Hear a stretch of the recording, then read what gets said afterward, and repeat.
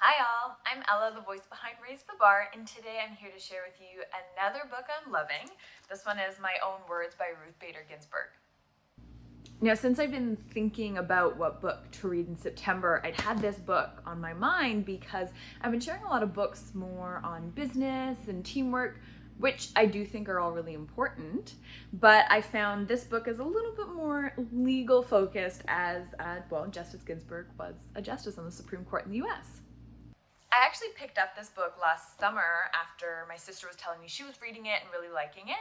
And because I'm a Canadian and studying Canadian law, we don't necessarily look to the Supreme Court in the US for all of our decisions, but it still has a huge impact on what goes on in the world, both legal and, the regular world too. And with, unfortunately, her recent passing, going over this book felt a little bit more relevant and timely even. So I wanted to share with you the three big things that stood out to me from this book and what I really, really liked about Justice Ginsburg's style of existing. There are hundreds of things that I could pick out and things I'd highlighted and loved in this book, but I've narrowed it down to just three for simplicity's sake. My first big takeaway is that our experiences are a strength. I felt this way for a pretty long time about a lot of different subjects, but Justice Ginsburg talked about her experiences in such a way that made them feel a little bit more relevant than maybe I usually think about my childhood and upbringing. In the book, she reflects on her experience as being a young Jewish girl growing up in New York during, near the end of World War II, and the experience she felt from that vicarious discrimination and that awareness of what was going on. It had a huge impact on her, and I'm not surprised. It takes a short amount of time looking into Justice Ginsburg's track record, if you will, to know that she was a staunch advocate of gender equality. And the work she did was absolutely amazing. But one of the things I found in reading this book was she really was pushing for that equal footing on both levels.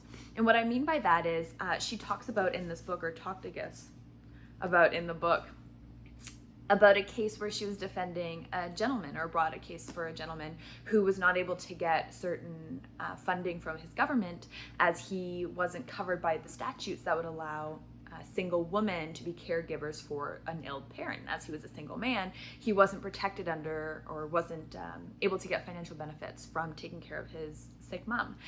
And I don't really, maybe it's just the time I grew up in, and I'm very grateful that I haven't had to experience a lot of discrimination based on my gender. But when I think about gender equality, frequently I think of women suffering from gender inequality, not necessarily men.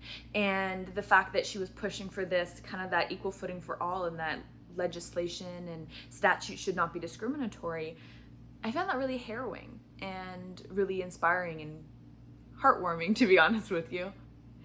My second big takeaway is that there's a huge value in dissenting opinions. So from a legal standpoint, a dissent is the disagreeing opinion that comes down from an appeal court, so where there's more than one judge, because obviously if there's one judge, there's only one opinion that comes down, the judgment that comes out.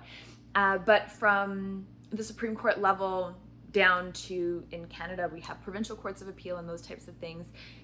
There'll be several opinions, and usually there's a dissent. At least one party will disagree with what's going on. Sometimes you have an unanimous, across the board everyone agrees, but for the most part, you do usually get a dissent. Also referred to as a minority opinion, the dissent can actually help strengthen a majority opinion. Justice Ginsburg talked about in the book how she would actually seek out the justices writing the minority decision or the dissent and look at it and, find out what the problems that they found in her opinion were going to be, so that it could actually strengthen her opinion. And she even referenced a few occasions where the dissent was so strong and so critical that it actually became the published decision, the majority decision of the court. And I frequently joke with my siblings and my friends that I'd love to make it socially acceptable for people to change their minds, because sometimes we're wrong. And having the humility to be able to say, you know what, I'm writing this majority opinion, and after reading your viewpoint, I realized I've made an error in my interpretation of the law or my application of precedent, is such a hard thing to do. And for me, there's so much value in a dissent. There's so much value in disagreement. There's so much we can learn from one another, and we should be willing to change our minds and be swayed. And that doesn't make us pushover or spineless. I think it just makes us a better person for being able to at least listen, and to go in not with the intent to change minds, but with the intent to present our views in a professional and respectful way. Not that she would ever say this, but the old axiom, know thy enemy, comes to mind, because she talks about the benefit of being able to see what the other side is going to, see what the minority will provide in their insights and the issues they have with the majority decision. So you can rebuke those claims, so you can, confront them and address them face on, not as an afterthought, but as in the core of the majority decision. And I just found that super cool. My third and final takeaway from my own words is that relationships are really special. Justice Ginsburg, well, at least from the book, appears to have had an amazing marriage with her husband, Marty.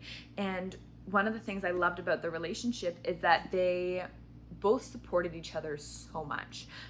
There's, little snippets of speeches he gave in introducing her to groups of individuals at different events and whatnot. And the way she speaks and writes about him is really heartwarming, honestly. I know I've already said that word like twice, but I love her, and I love how human she is. She's not afraid to show that she has feelings, that she's emotional, that she cares about her children. I mean, yeah, she's on every level. It's so cool. She got married young-ish and was going through law school after she had her first kid. I mean, that's hard work. And her husband was supporting her throughout that emotionally, and his family was supportive of her and helping take care of their kids. And I just think, we can't lose those relationships. They're so foundational to everything we do in life.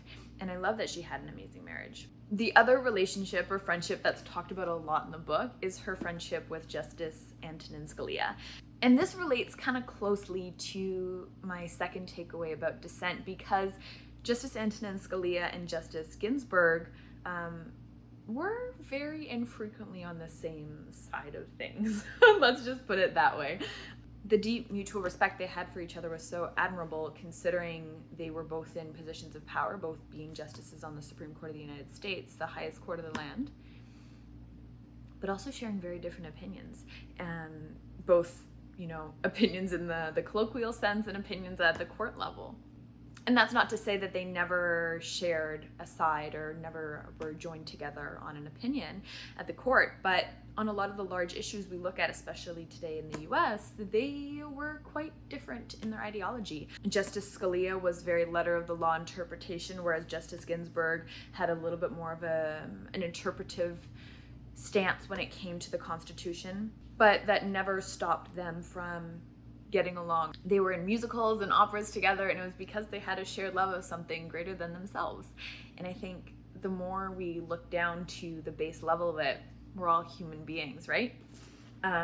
Justice Scalia is quoted in Ruth Bader Ginsburg's book, and I love this quote, and I'm going to read it for you. I think it's been on my Instagram feed, to be honest, because that's how much I love this quote.